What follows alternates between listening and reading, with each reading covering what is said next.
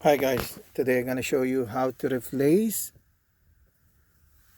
the dome light of the 2008 GMC Acadia. Going to replace this with LED.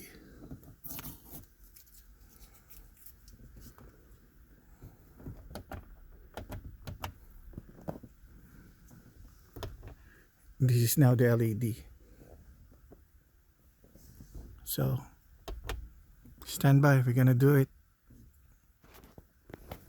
So now we needed the torque screw, flat screwdriver, a long nose, and snips. This is how I'm gonna use it to take out the wire from the housing, and then we're gonna use this to poke it up, poke the bulb.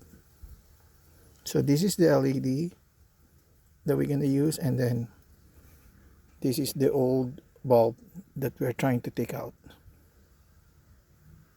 So from this to this. So from this to this.